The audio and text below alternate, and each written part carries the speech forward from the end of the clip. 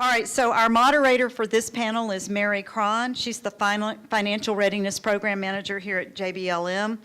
She's served in a variety of programs since 2003 and also served with Army Emergency Relief, which is about to start its campaign here to kick off tomorrow. So, Mary, would you please keep this group in control? And here I thought I was going to have fun. Now I have to keep you in control. One of the things that I want to mention before we get started in introducing the guest speakers is that with education, the financial part of it is huge. If you have children that are going to school, if you have been a spouse going to school, you know just some of the hurdles that you've had to jump over. For me, when I went and got my my bachelor's degree, it was through a myriad of different programs. One, the places that I worked for helped pay for it. Then I became involved with the Army and I got some assistance through the Army, and some of it came out of pocket. When I got done, I had 0 student loans. In fact, never took out a student loan, but that was just by, the grace of knowing where to go, the opportunities to seek. My daughter was not quite so lucky. She is an educator for an inner city school, and when she went through to get her bachelor's and then her master's to qualify for this, the state had a program in place to where they would help her to pay this off. Unfortunately, the year that she took her job, that was the year the state decided we're not doing this anymore, so she has over $100,000 in student loans to pay off. Grandchild who has student loans and scholarships. Second grandchild, he decided he didn't know what he was going to take, so he joined the Navy. There's his loans. There's his schooling. Third grandchild, she's getting ready to go to college, and she's also going to be doing scholarships and loans. So again, there's a lot of information out there, and the panel that we have today, this afternoon, are going to be helping to address some of those issues. First off, I want to introduce Mary Forbes. Mary was appointed Assistant Director of Veteran Services for the Washington State Department of Veterans Affairs in 2010. Prior to this appointment, she served over 26 years in the Washington National Guard and the U.S. Army. So she's got this behind her. Ms. Forbes, would you please address programs available through the Department of Veterans Affairs that assist military families in pursuing their educational goals? You can. Years in the Army, standing up, I think it activates your brain and so you can think better. So Washington State Department of Veterans Affairs, I'm the Assistant Director, and that's your place to help bridge the gaps between active duty and then into the community. So what is the Washington State Department of Veterans Affairs? We have a collection of services that help support our veterans and their families where they live, where they go to work, and where they go to school. So just a real quick idea that, Washington State's pretty big. We have several different grants, about $5 million worth of grants. We have homeless facilities. We have different things like that. But what's important to us is that we prevent those things from ever happening. And we are very eager to work upstream. And many years ago, when Mary was in her former job, we were able to get a couple of our employees at the Warrior Transition Battalion. And I think I have Corey here today that's, and did Malcolm make it? So we have 2 employees that work at the Warrior Transition Battalion to help with that program as well as med boards and with the transitioning program to have that discussion on what are the state benefits, because each state has unique benefits. In Washington, there's lots and lots of programs that we have, but for spouses and for children, the big thing is you got to know how to use the GI Bill. Gary Allen is here, from our state agencies, and you could have great conversation with him as well afterwards in the detailing of how do you use these benefits that your spouse has earned, or you have earned perhaps, because some of you may have served, so that you can get the most out of it. Like one is we will see folks after they get off active duty, and they'll be like, how can I pass this on to my child? Well, you had to do that when you're on active duty.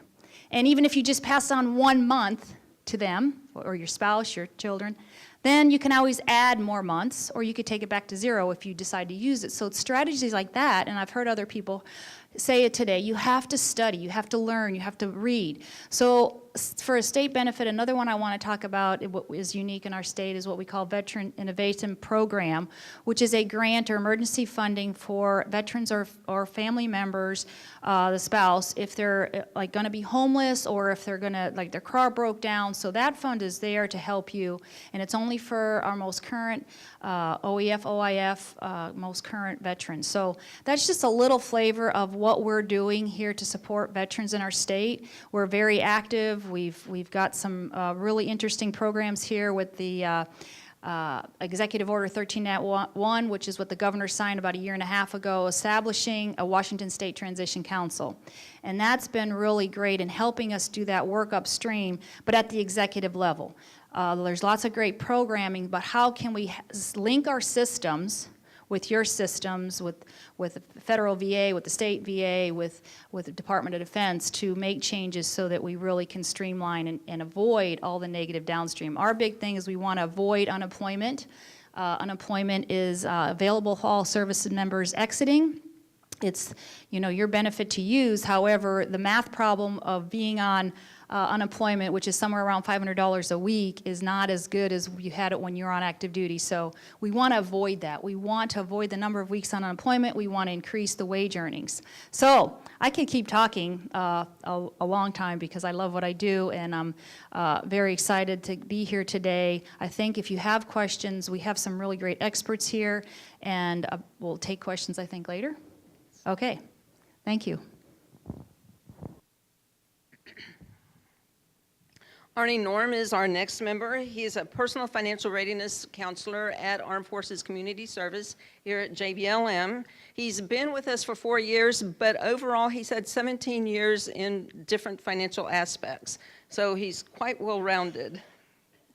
He provides individualized financial analysis, evaluation, counseling, and planning to service members and their families in order to help them maintain their personal and family readiness and to become financially independent. I'm sorry, Mr. Norm. It's after lunch, right? Would you please share information on the services that AFCS can provide as they relate to financing education? Yes, thank you, Mary. As you probably, during our time right before our lunch, Bob had said, you know, that people from you need to get more financial education, and there is financial education available. And so that's what I really want to focus on, is that we have financial assistance here on JBLM for all service members, family members, retirees, anyone that can get into our office and talk to us. We can help you with looking at financial services or those financial pieces. Everything from budgeting, money management, car buying, home buying, and of course planning for your college education. So some of the things that we see is that a lot of times the main thing that we need to look at when you're trying to plan for your education or paying for your education is to make sure that you have a good financial plan. And so we're looking at a situation where you can sit down with one of our financial counselors and help you develop that financial plan and set those goals. A lot of times I hear the service members tell me, you know what, I'm going to use the post 9/11 GI Bill, I'm going to get that stipend, and I'm going to go to school and everything's going to be perfect. Except they don't realize the stipend doesn't get paid when you're not in school. So what happens during summer? What happens during spring break? What happens during winter break? Those kind of things. So that's where financial readiness can step in and help make that financial plan and make a savings plan to make sure they have the money to carry them through and let them do that. The other thing I see is a lot of times when we have kids, we're excited, you know, I want to make sure I have money for my kids' college. I want to make sure I'm doing something. So we're looking at different college savings plans and ready to do that. But my question always is, are you doing anything for yourself yet? Have you done anything for your own retirement yet? A lot of times we're all worried about trying to pay for our kids' college education, but we're not focused on our own retirement yet. And there are student loans out there, but I have not found the retirement loans yet, because when I do, I'm going to use those. So another reason why to come in and see us and help that out.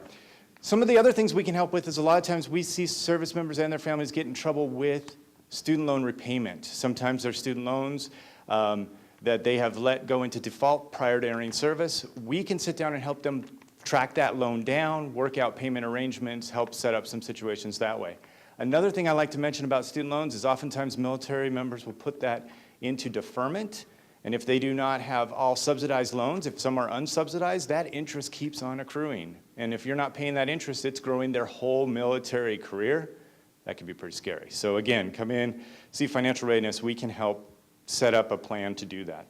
Finally, part of our program also includes Army Emergency Relief. No, they do not pay for college education, but there are scholarships available for both spouses as well as children through Army Emergency Relief. And I believe the deadline is May 1st to apply for those. So you want to check that out, and we have some of that information over at our table. Thank you very much. Next, we have Moises Loza Cruz.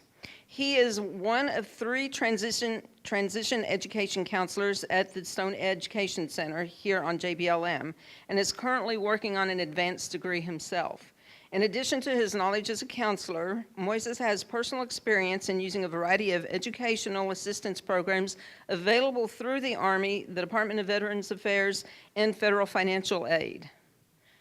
Mr. Loza Cruz, would you please share information on how the Army continuing education system assists in identifying financial options for pursuing education goals? First off, I'd like to thank everybody for attending. Definitely know what some of you may be going through. I'm not only a veteran, but also a military spouse. My wife is currently serving, 16 years in. And I realized that the bond between spouses and how we push each other definitely makes a difference. So I think one of the key things to think about as we progress in our military careers or in our spouses' military careers is to ensure that our service member maximizes the benefits while they're still in. Service members, all the time, as a transition counselor, I usually get them in the last year of service, whether it be 4, 6, 20 years. And many of them say, I've never used tuition assistance. So at today's rates, and I realize that tuition assistance has gone down a bit financially as far as limitations, the sequestrations. But if you go take one class at a time, you can take about 5 classes a year and finish an entire bachelor's degree in 8 years. So a service member doesn't have to wait until they transition out to then go seek that degree. They can do it while they're still in, save those benefits for the spouses and the children to use at a later time. That is one of the biggest things. My wife was actually the one that pushed me to do a master's degree. Initially, I had already exhausted my benefits as a veteran through a use of Montgomery GI Bill Selective Reserve, Reserve Educational Assistance Program, eventually the post 9/11, a student loan repayment program as part of my initial contract, as well as using FAFSA, federal and state aid in California. So I used a lot of different sources of funding to pay for my education, including loans. And she said, well, as you're transitioning this time from your next deployment, E7 with 14 years in, that's pretty decent money. Going to the civilian side was going to be a substantial hit financially for us. So she said, why don't I give you my post 9/11 so you can go continue your master's education and prepare our family for the future. So luckily, I was approved for vocational rehab, so now we were able to save those benefits for our 2 kids. So again, save the benefits for the spouses and the kids. There are so many benefits available to the service member now. Another thing is going to be spouse involvement in these service members and knowing that these services are available to you as well. Every now and then, we get a spouse or a child that's of college age coming into the Stone Education Center for our services, but that's every now and then. Why aren't we getting everybody there every day? Our services are available to you as well. Okay. What was her name? Mary, I've already touched on it, on the state benefits. Sorry about that. But one of the things that I do as a transition counselor is I teach a 2-day course on accessing higher education, where I try to prepare the service members and their families to take that next chapter in their life. And I like covering, from choosing the right schools and degrees that'll get you a job, not just, this is what my family does, or I heard this pays well, but actually doing your own research and finding different funding factors beyond the GI Bill. We hear veterans all the time saying, I got the 9/11, I'm gonna be just fine. No, it's not. That only goes so far. You still have living expenses. If you have families, that stipend doesn't go far at all. So the reality is we need to prepare now. while the service members still in, get as much education as they can through the use of tuition assistance, have the spouses going to school as well, getting themselves better prepared so that when you transition as a family unit, you are more educated, and let's face it, education pays. Currently, an E5, sergeant, with about 4 to 6 years in, makes about 50 grand in this area. That's the equivalent of what nationwide most people make with a bachelor's degree. So if your spouse is an E5 and doesn't have a bachelor's degree, you need to get them there. That way they don't have a substantial drop in income after the service. So,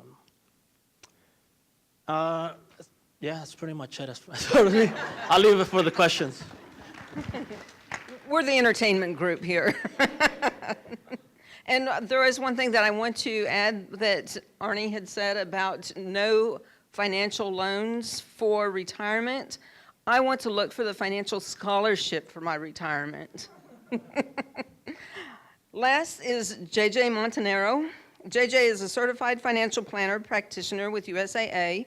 His daily focus is to help families realize their goals, and his advice has appeared in the Wall Street Journal, USA Today, CNNMoney.com, MarketWatch.com, Military Spouse Magazine, and the Washington Post. You told me you had 20 minutes. Oh, no, I didn't realize you were in charge. So, Mr. Montanero, would you please share with us financial advice on how military families can achieve their goals? All right, thank you very much. It's great to be here. Thank you all for coming, and thank you all for that great information. I think that everyone just kind of touched the tip of the iceberg, because there's so much more to be had from what everyone said. So I think that's the key thing to leave here with, is that there's a lot more information out, and there are great resources to get that information. So I look at it as a financial planner through financial spectacles as opposed to rose-colored glasses when we talk about education. On the positive side, it definitely pays. I mean, if you look at the Census Bureau numbers, somebody with a bachelor's degree makes lifetime earnings of $1 million more than somebody with a high school degree. So there's a payoff, but again, you want to make it a smart investment, because if you look at the landscape today, it's really pretty darn ugly out there right now. How much student loan debt is there? Anybody have an idea? Anybody see any headlines on how much student loan debt is out there? Second behind mortgages, right? Numbers? Guess? President Obama talked about a student loan bill of rights, I think yesterday, but there's $1.3 trillion of student loan debt out there.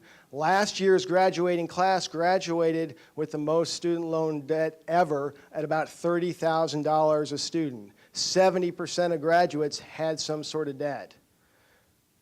4-year education at a public school, about $19,000 a year. Anybody have a young child, newborn, on the way, coming? All right, sorry about that. This is not meant to scare you, all right? But, so if you look at that 4-year public education for a newborn, it's going to be $250,000 by the time they get there. So if you put all those things together, I think what we have is a crisis. So I've got 3 basic tips, kind of high level, but the first one is to begin with the end in mind. Education, great thing. We already talked about the financial implications of it, but you have to really build into your equation of how you're going to go about it, what's going to come out of that education from a financial standpoint. So a couple months ago, I talked to a Military Times was doing some makeovers, and I talked to an E5. He was in the Navy, had $170,000 of student loan debt. He was the first college, he's not a graduate, first college student in his family. So how did they do it? They took out loans. What type of loans did they take out? Well, most of that is all private loans. So if you talk to us or talk to these folks here, they'll tell you, hey, the most disadvantageous type of student loan is a private loan. So you want to get as much as you can with the federal loans as possible. But the point of all that is there was no financial forethought going into how they were going to pay for the education. It's just, hey, we're going to do it. So I think you have to look at, okay, if I want to be a teacher, that's great. What's a teacher going to make where I want to live? And that should factor into how about you go about getting an education. So at USAA, one of our rules of thumb or one of our points of view is that you ought to graduate with no more than 1 year's worth of salary of debt when you graduate. So start with the end in mind. My second point is every bit helps. So there are a lot of folks out there that are just thinking about this big mountain of student loan costs or loan costs, thinking, oh my gosh, he just said $250,000. I throw up my white flag and I give up. I'm not going to do that. I'm not going to get there, so I'm not going to do anything. And I think that's exactly not what you want to do. There are great tools out there, 529 college savings plans, education savings accounts, but as Arnie reminded me as we were sitting at lunch, you don't necessarily have to use those accounts. You can use something like a Roth IRA where you can put money in it. It's primarily a retirement vehicle, but if you need to pull out the contributions for education, you can. So I just say, hey, do something. Every bit is going to help when you get to that point. And then finally, a lot of folks I work with get to the point where they actually have kids in school or they're paying for college, and it becomes another expense. And so my last point is just, hey, set yourself up for that. If you have a kid in high school and you haven't saved a lot, you know that the potential is there that you're going to be paying out of pocket. So if you've got a car loan that's coming due and you're going to pay off in 2, 3, or 3 years before the kid gets to school, well, don't get a new car. Hey, that's $300 or $400 or whatever that car loan is that you can use to pay for college out of pocket. So there are a lot of decisions like that that you can make to position yourself for it all to work better for you. Sorry. Thank you. And with this being said, we are going to open it up for questions. So if anybody has anything they would like to ask.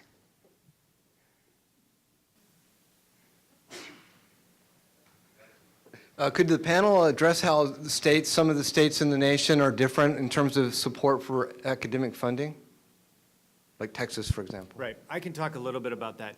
Sometimes throughout our briefs, we see individuals paying, say, state taxes, and people go, why am I still paying state taxes to a state that I belong to? And I always say, well, don't just go change your state of residence. Take a look at what benefits your states offer. For instance, Texas and Florida have programs where they help assist with paying for your college education for veterans once they get out of the service. So we want to make sure that you explore all those options where there may be money just sitting on the table that's not being taken advantage of because I decided to stay in Washington State for that matter. Yeah, I would just add, any Texans out there? Yep. Cool.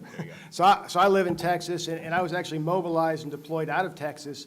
Texas has a really cool thing called the Hazelwood Act, which you can actually transfer benefits to your kids. So my youngest daughter, my middle son is actually joining the Army, so he's going to take care of himself. But my youngest daughter wants to go to Texas A&M, and because that's a Texas public school, I've got like 150 hours of tuition and fees that I can transfer to her. So pretty cool. And I'll just add, there is just a lot of opportunity, a lot of different chapters, and Gary here has several really great handouts if you stop by and pick these up before you go, because he's probably went to 12 different websites to put together this one that lists all the different chapters and different availability. But I think California has free tuition for your children. So, I mean, you got to know about not only your state, but your federal benefits. And we have some great handouts, and what I hope is that you have some conversations with folks afterwards, because that's where you really figure out what you need.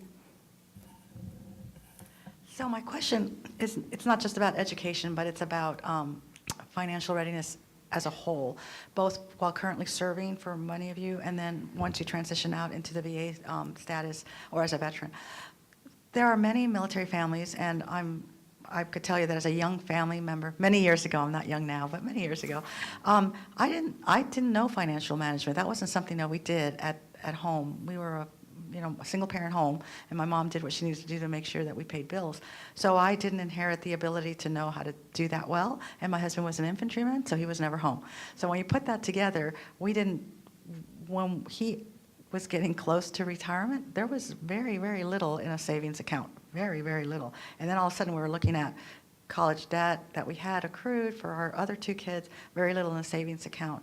And there's just this overwhelming anxiety of, we're getting out of the military, which has been our safety net for such a long time. How are we going to make ends meet? So for the 3 of you, or especially the 2 of you financial planners and counselors, what do you say to a family that really might be in not a very positive financial state, but maybe buried in debt, where do you even start? Is there a way that you can start that you can actually see a little light at the end of the tunnel?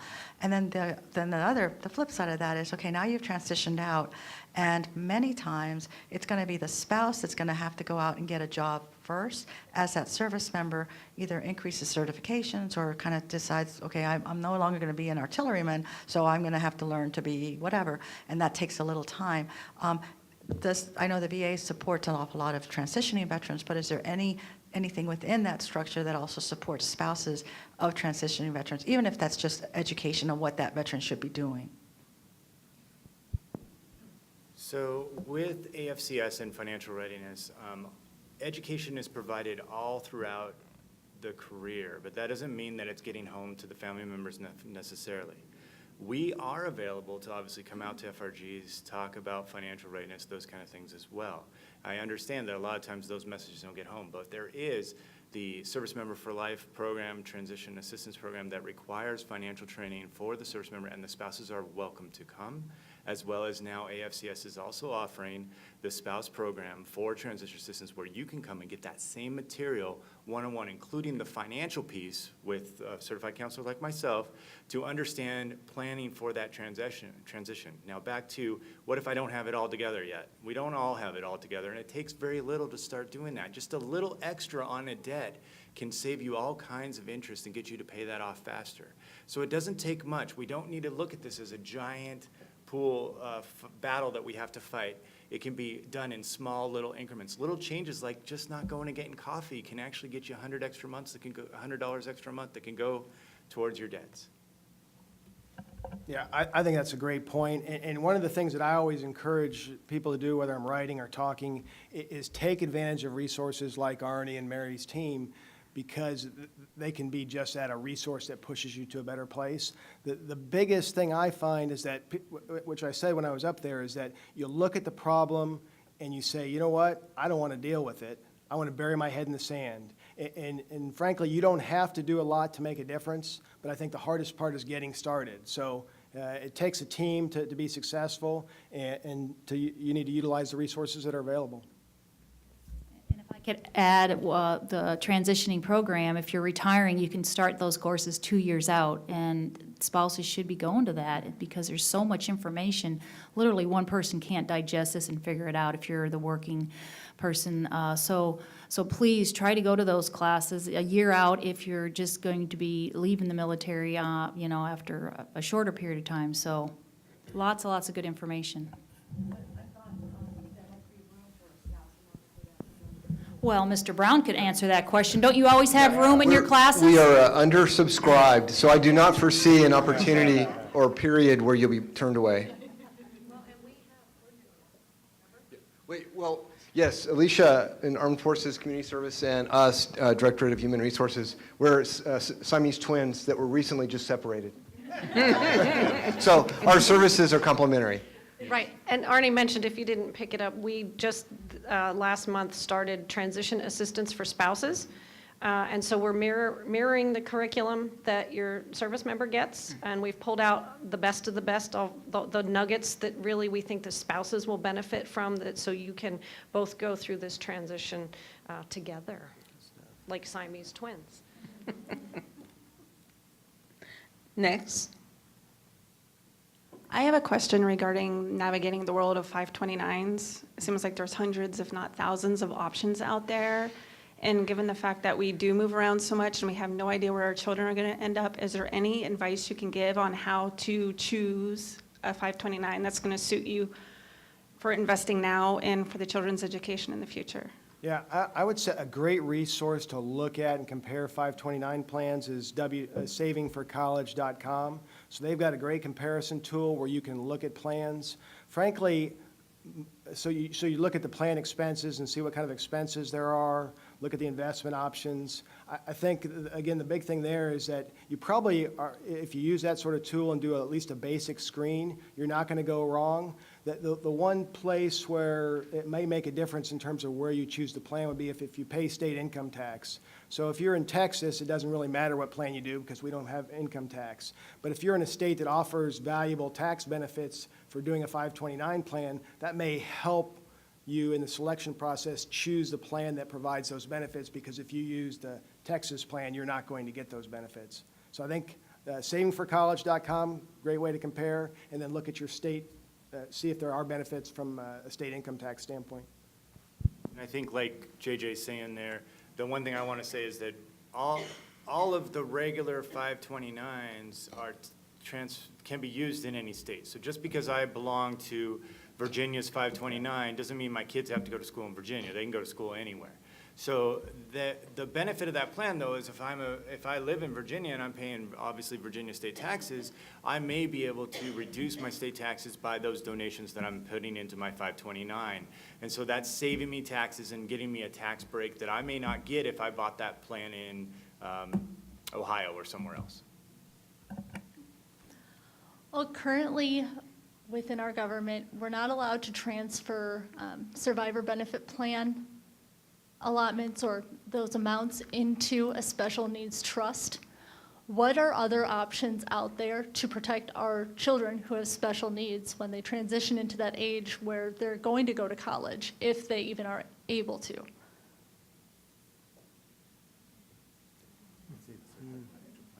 Yeah. Okay. So, Good question. yeah, so, no, I think this, oh, you're gonna answer? Yeah, I can answer that. There's actually, Megan, can you use the microphone? And say where you're from. So I work for Armed Forces Community Services in the Exceptional Family Member Program. And there's a law, it's called the ABLE Act, and the New York Times and Autism Speaks have it on their websites. It's probably just been passed, I think, in the last 3 months, but it doesn't become active until July. So states right now are scurrying to figure out how they're going to make that happen. But essentially, it is a trust, and it kind of works like a 529 plan, so that when your child is eligible for SSI, they'll have a savings, a trust set aside for that, so it doesn't impact it. So it just happened. Yeah, Thank and- you. And I think, so you said SBP, so you're talking about survivor benefits. So I think the special needs trust, if you look at funding it with, how else could you fund it? Well, you could fund it with life insurance or.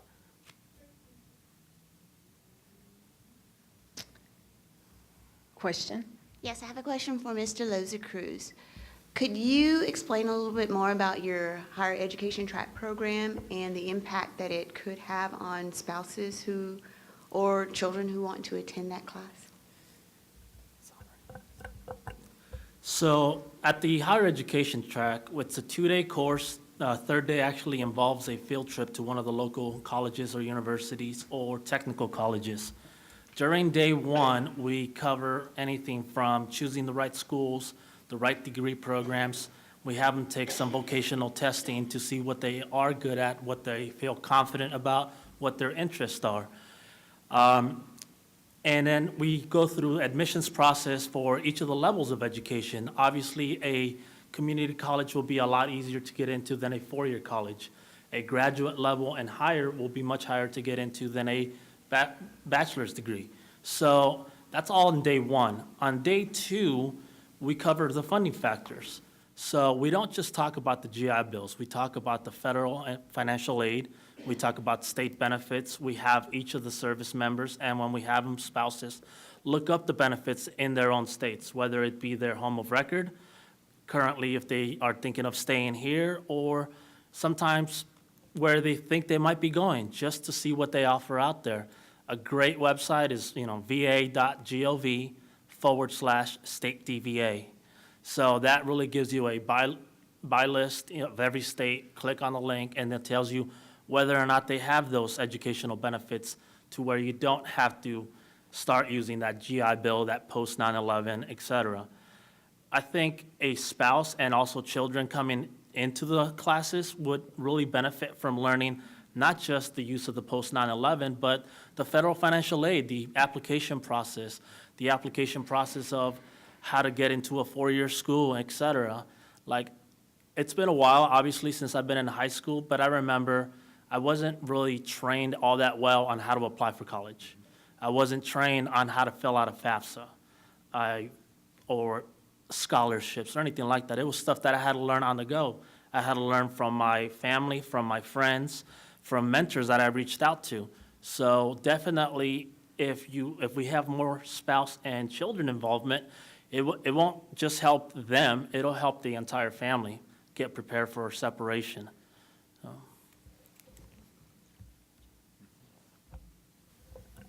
Hello. I have my oldest son was 8 years in the Marine Reserves. He got his degree while he was in the reserves through U of A, got his bachelor's degree. He moved up to Oregon a few years ago, and he's now getting a second degree with Hillsborough Aviation as a commercial helicopter pilot. And he's exhausted all of his GI benefits. He has currently about $75,000 in debt with FAFSA, and he's still not finished with school. He's got another probably $50,000 in airtime that he's gonna have to put in for school. And so he knew I was coming to this today and just wanted to know if there was anything, additional you could, offer or suggest or anything. Gary, did you hear that conflict? That was,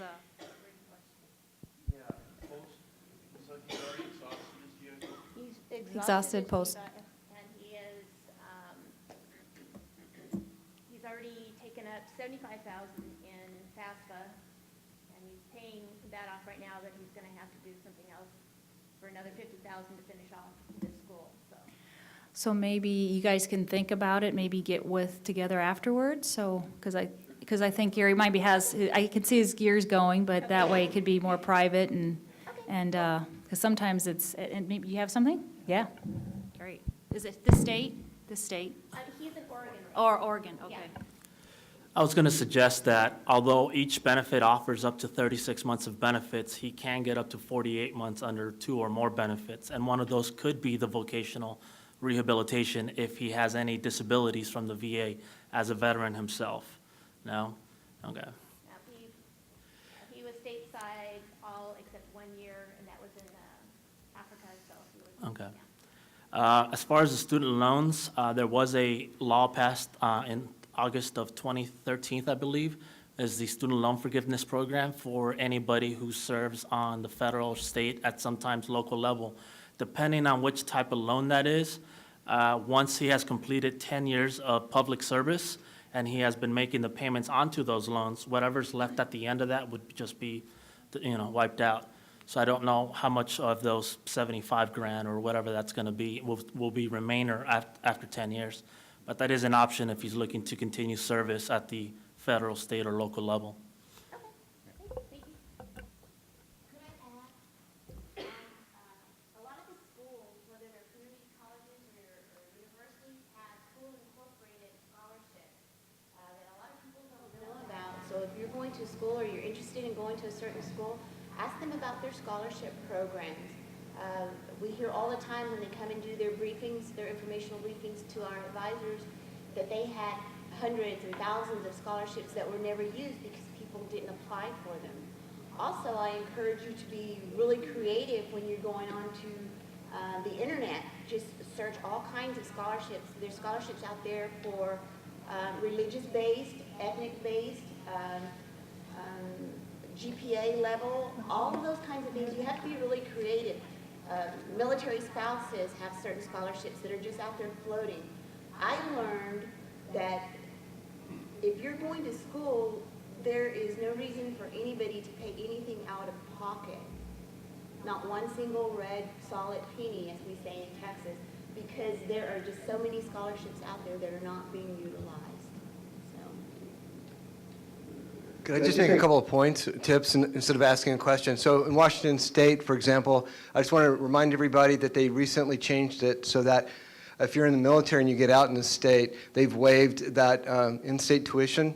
So you can immediately start to pay in-state tuition if you separate from the service in the state, regardless of your home of record. Second thing is the UW system, for example, recently enacted a 50% tuition reduction. So you just have to take 10 credits per term or more, and you get 50% taken off your tuition. A lot of people still don't know that.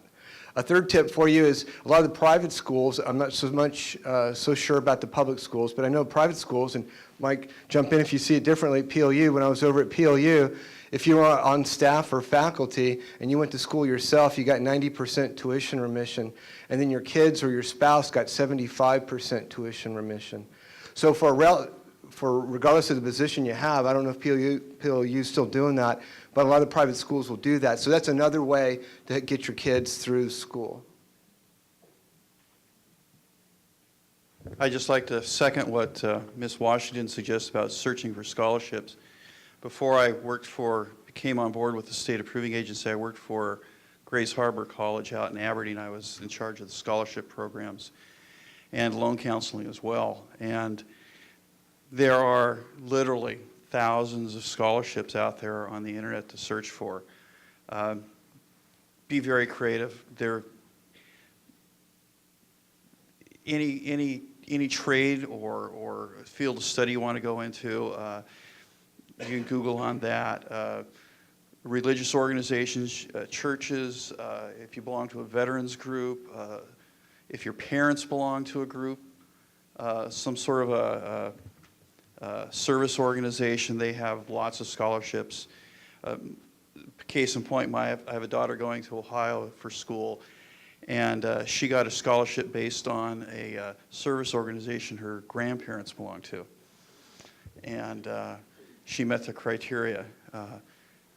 The internet's a wonderful place to search for scholarships and other funding sources. I caution you, if anybody wants to charge you a fee per scholarship, for finding a scholarship, for processing a scholarship, look at that very carefully, because they shouldn't charge you. In what you said about tuition for out-of-state veterans, that is true. Washington State is now guaranteeing in-state tuition rate for veterans, and they are, as of this morning, they are working on passing a bill to align their in-state tuition rates for out-of-state spouses and dependents as well. They're realigning their definition of a veteran and a dependent so that they're in alignment with the Clear Choice Act, or 702 on the national level, to be in effect by July 1st, when that's mandated as well. And as far as I work for the Washington Student Achievement Council, and I have to put in a little plug for our guaranteed education tuition program for your younger children, if you're planning for an investment for education credits, to take a look at that as well. The GET is the short acronym for it, but they have a wonderful program. It's probably one of the more sound financed programs throughout the country of its type. Okay, I think this will wrap it up. I want to thank everybody to brave the afternoon, and come in and see what you can find out about student loans and the financial aspect of them. I know it is very daunting out there, so please take advantage of coming in and talking to one of the financial counselors at Armed Forces Community Service. We've got 5 great people that are there that can help you to navigate in what we can't help with in the navigation. We do have our resources that we can go to. Thank you. So thank you, Mary, and thank you to all of our panel members for participating today. I think probably some of you have very personal questions that you need to look further into those, but hopefully you're aware of some resources that are available, and our goal is you spread the word on what resources are available free of charge to military family members. So thank you, everyone. This concludes our Family Education Forum today, and we hope to see you at a future event somewhere. Thanks.